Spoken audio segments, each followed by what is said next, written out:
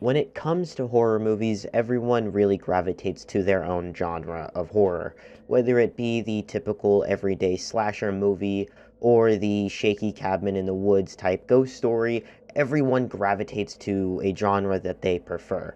While me personally, I'm not too picky when it comes to horror movies, my personal favorite type of horror is the slow burn horror movie, often treading that fine line between being an actual good movie and a pretentious art house film. Slow burn horror movies are often very long in length, with little in between the beginning and the end to fill in those gaps, which ultimately means that these types of movies really aren't for everyone. Sometimes you just want to sit down and watch a movie.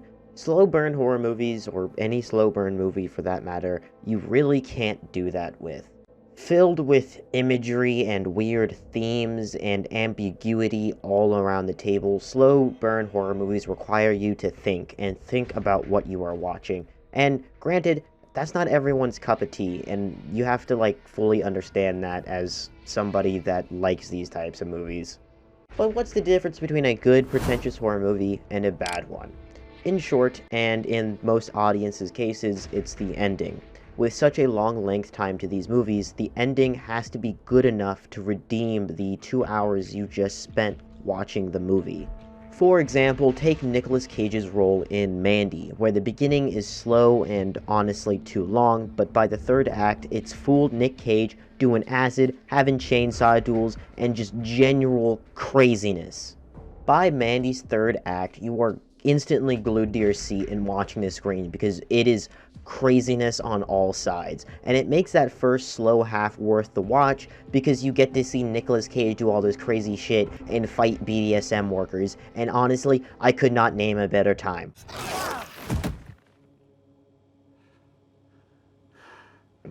But on the other side, you have movies like Men, where its ending leaves you wondering too much with too much ambiguity, and how the movie handles its imagery, it just makes the ending itself confusing.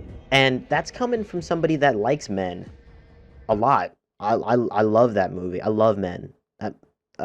Slow burn horror movies are obviously not for everyone. Like I said, they usually have long run times, and even then, sometimes they don't even have good endings to redeem that runtime, so it's honestly no wonder that not everyone is a fan of this genre. With that being said, though, I very much am. These types of movies have very interesting themes and commentaries, whether, for example, it's the toxic traits people can have in relationships within men, or just the fucking absolute craziness of Mandy. In my mind, not just the ending, but also the ideas that these types of movies bring to the table are what sets it between a good slow burn horror movie and a bad one. Matthew Holness's 2018 movie Possum is a movie that treads that fine line, where its interesting take on childhood trauma justifies it just enough to not be considered another art house film. Mother, father, what's afoot? Only possum black as soot. Mother, father, where to tread? Far from possum and his head. Possum follows a disgraced puppeteer named Philip as he returns to his childhood town after being let go from his job for what we are told is a scandal. We are never exactly told what happened, but, if I was a betting man, which I'm not, I would say it has to do with this weird spider monkey looking thing he carries around, but I could be wrong. I'm never 100% on these types of things. I honestly could be wrong. Around the same time that Philip returns to his hometown, a child goes missing from his walk home from school. Philip, unfortunately, was one of the last people to be seen with the kid before the kidnapping, so the town thinks that he is guilty of the crime. The town has little trust for an outsider, but the movie leaves if Philip is actually innocent to the crime up to the viewer. The actor Sean Harris, who plays Philip, does a great job of making himself seem innocent in some scenes, but in others, Philip comes off as weird, creepy, and guilty. Regardless if he's innocent or guilty, Philip's main purpose in returning home is to get rid of his puppet, which is alive, or it isn't, or maybe it is, but again, it really isn't. The movie purposely leaves that open to interpretation, which is a good reason to why the trailer for Possum is very misleading.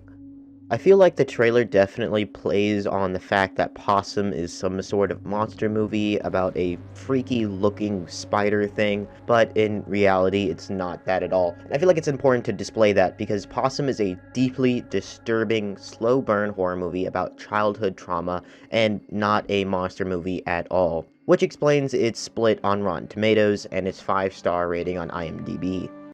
Possum is not for everyone, and it's important to emphasize this because while it isn't a monster movie and for the most part it leaves its plot up to interpretation, I personally think it is an underground gem and a movie that I happen to really enjoy. If you haven't seen it, then please go watch it before finishing this video because it is one of those movies where the less you know, the better your experience will be. With that being said though, I will be talking about spoilers for the rest of this video, so if you care and want to watch this movie, I suggest clicking off.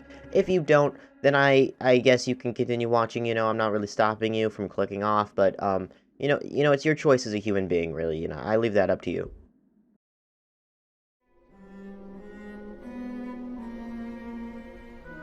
Look at Possum, there he lies. Children meet his lifeless eyes.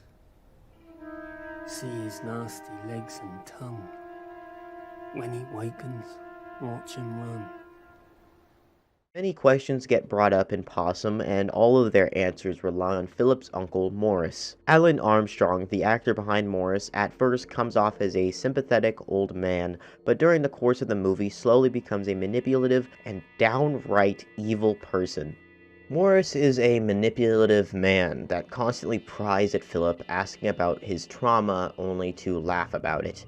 While at first watch, the manipulative side of Morris isn't really apparent, but by the end and on the second watch, Morris is constantly trying to break down Philip. He plays and taunts Philip by constantly tugging on him, reminding him of all the times he was beaten and broken. Philip's scandal leaving him to be fired, Philip's fox story about a time where a bunch of kids shoved a fox corpse in Philip's face only for it to get up and walk away after the kids left.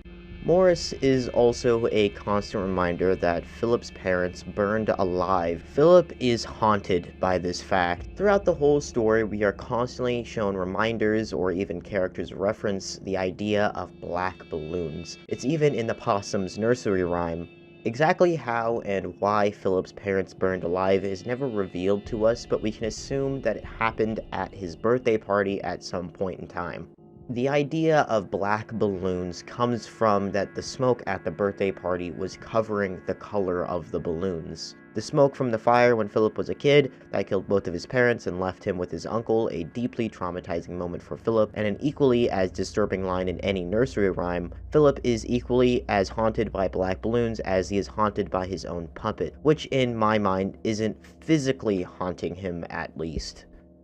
Yes, this weird spider boy thing is haunting Philip. It's something he always carries around with him, and no matter how hard he tries or what he does, it constantly comes back.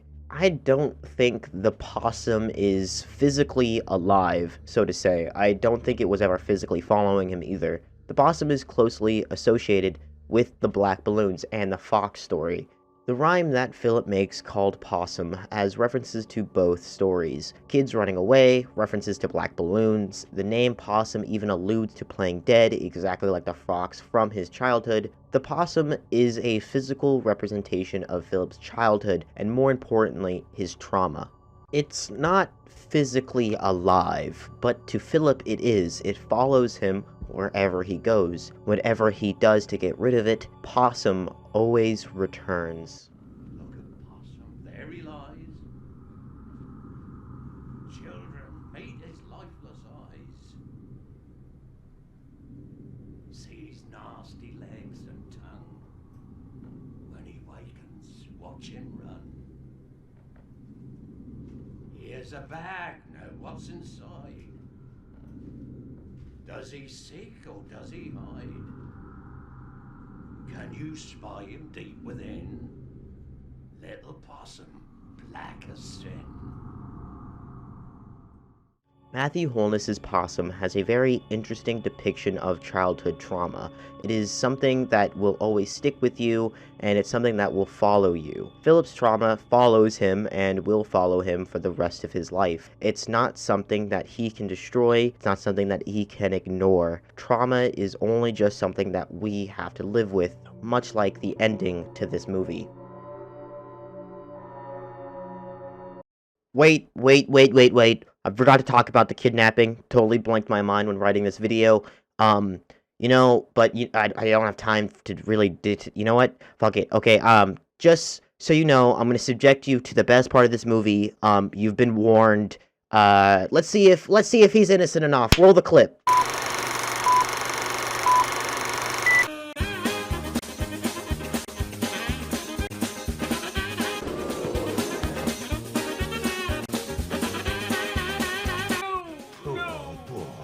Poor orphan boy. Uncle Morris and his fingers. No. Do you like my fingers? No.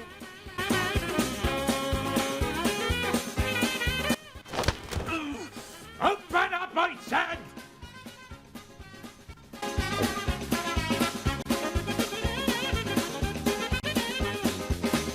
Open up, hiding! No.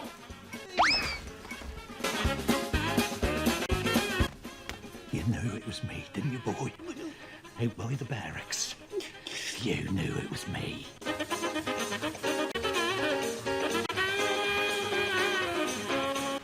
No. If you cry, I'll start again.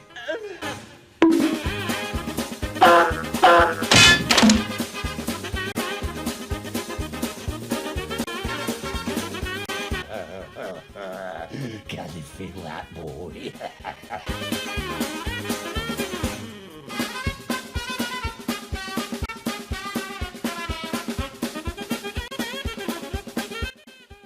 He's innocent!